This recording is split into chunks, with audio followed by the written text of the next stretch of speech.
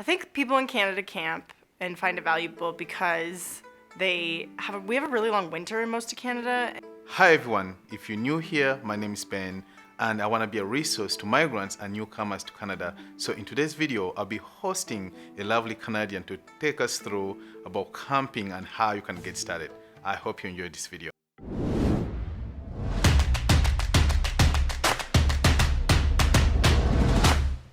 Hi, I'm RK and I took my Bachelor of Arts at the University of Alberta. I actually studied sports, recreation, and tourism, so this is a very fitting video.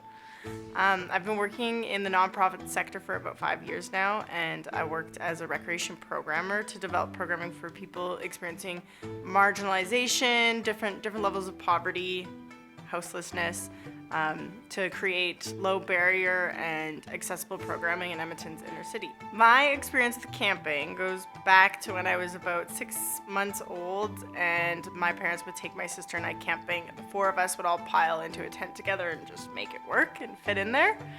As a kid, I also had the privilege of being able to go to summer camp where they would teach us different survival skills and take us on canoe trips. I think I was going on like 5-day canoe trips when I was 12 years old. And then in university, I took a mountaineering course, which was like pretty up there on my scale of adventure anyway. I also took a 24-day sea kayak instructor course in Alaska. And that was pretty amazing, living outside by the ocean for 24 days and kayaking. But nowadays, I'm kind of I get camping when I can with my friends and just get out of the city and enjoy myself. I think people in Canada camp and find it valuable because we have a really long winter in most of Canada, and it can be really isolating and it can keep us from living in community. So when we have just a window of time to embrace the more forgiving weather of spring and summer and fall, Canadians really want to embrace that. They want to get outside, they want to get their vitamin D from sunlight, and they want to engage in physical activity. So camping is a really good way to do that. It's also a really good way to feel a part of a community if you're lucky enough to meet people that you can share that experience with. And also just being in places like mountains or in natural settings just makes people feel like they're a part of something bigger. I also think that with some of my own experience of camping, it was about individual growth and just like an inner craving for challenge and seeking sources of joy in my own life. My advice for migrants that are interested in getting started learning how to camp is to first learn about the different kinds of camping. So I can just go over them really fast, but there is car camping, tenting, and camping with like a trailer or a motorhome or something. So car camping, you camp with your car. It's easier for you to have your things with you, to store things in your car, to pick up and go somewhere. Backcountry camping, hiking, or backpacking, it might be called, is when you leave your car and you carry everything in your backpack on your back. And then there's also camping with like a motorhome or trailer, but that's a little bit more expensive and more like sleeping in a moving vehicle rather than camping. So I would say the most accessible is car camping. You can drive right up to service sites, you can drive up forestry roads, you can drive to a user-maintained recreation site, and it just gives you a lot of flexibility to go do other stuff during the day as well. And I would say start by accessing the green spaces and parks in the town or city that you live in, and going on picnics with your family or friends in which that you are gonna cook your meal while you're out there. And that's a really good way to start to get used to the activity of cooking when you're camping, as well as getting all the stuff you need for like an outdoor kitchen.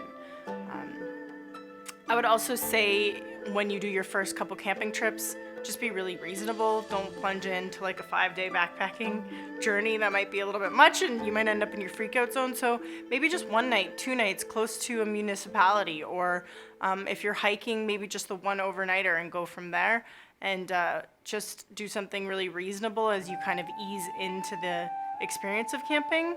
It would also be really good to reach out to your networks or to people outside your networks that already know about camping, so that they can kind of go with you and support you in your experience.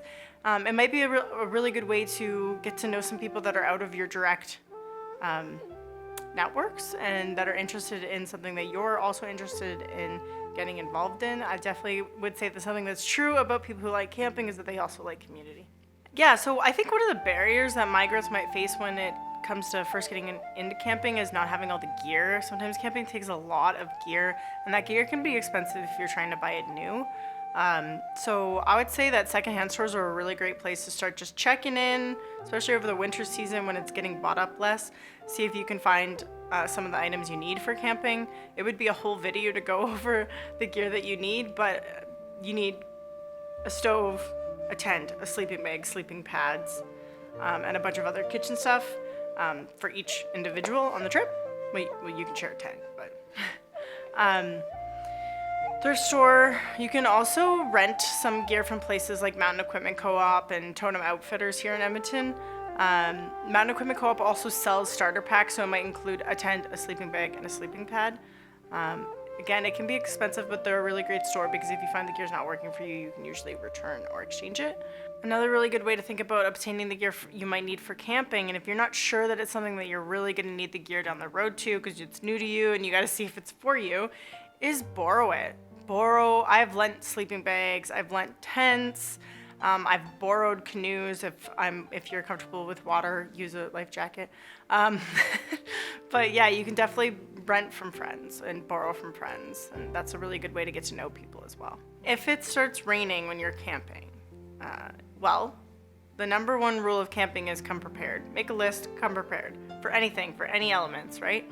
So you want to pack a large tarp to put over your campsite so you can still be outside and beside your fire while it's raining. So you need a lot of rope for that as well. I would also bring a smaller tarp or possibly two if you can find them or borrow them, to go under your tent and on top of your tent, because especially if you're buying like a thrifted tent, sometimes the waterproofing is not 100% anymore. So it's good to just bring a tarp that you can just kind of drape over your tent to make sure that no water gets in there and you stay dry. Another thing to take into consideration about raining and camping is to always have a rain jacket and a fresh change of clothes, and not to put your tarp over your fire but beside your fire, because rainstorm to forest fire is not a good look. There's so many ways to cook food when you're camping. This is actually probably one of my favorite parts of camping because usually you're doing something pretty physical during the day, so by the time it comes to cooking a good dinner, you're like, the food tastes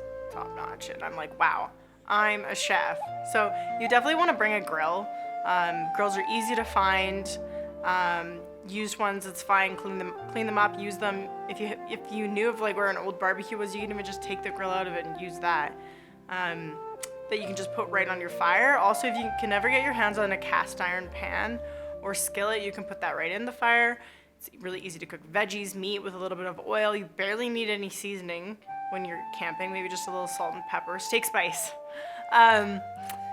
And you can cook pretty much anything, and it is nice to have at least a single burner stove to boil water on, because that would be great to have if you were making rice or coffee in the morning. It's good to consider that if you are doing a hike or something, you want to bring some no-cook food for the trail, whether that's like trail mix or wraps or anything like that. When it comes to maintaining bodily functions when you're camping, I guess this brings us back to the question of the different types of camping. So a really good beginner point is accessing fully serviced campsites. Like in the national or provincial parks, they often have running water, including showers and flush toilets, which can be really great. That was where I did a lot of the camping when I was a child with my family, because especially when you have kids, it's really nice to have those luxuries that you have at home and just be outside on top of it. Some user-maintained or more off-the-beaten-track campgrounds do have pit toilets, so like an outhouse, not running water, but at least there's a toilet that you can use. And then if you're gonna camp just completely off the side of a road in the forest, you kind of have to become accustomed to just going to the bathroom outside and packing your TP and mixing everything in with a stick and using the stick to mark the spot so nobody else uses the same one. Yeah, and it's a little bit uncomfortable the first couple times, but I think once you get used to it, it's not so bad. It's also a good plan to bring baby wipes.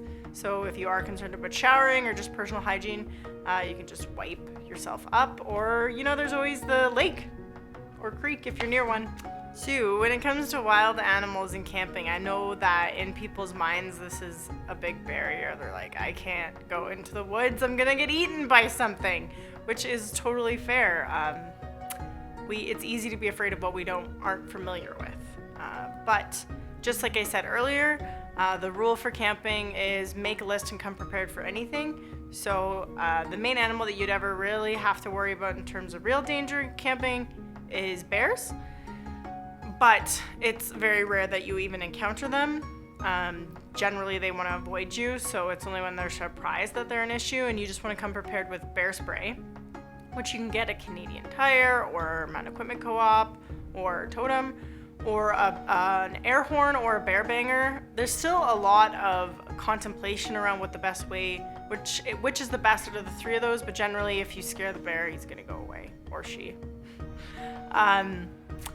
I myself have encountered over 30 bears in my time camping, and I've never had an unpleasant experience. I've just avoided them and been smart about it.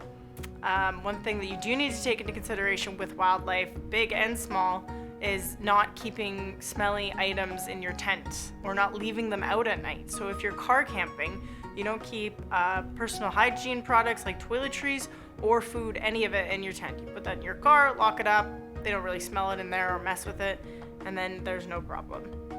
If you're backpacking, you can make something called a bear hang, and that's kind of where you just bring an extra bag and a rope and you throw your food in it and your toiletries and you throw it up in a tree.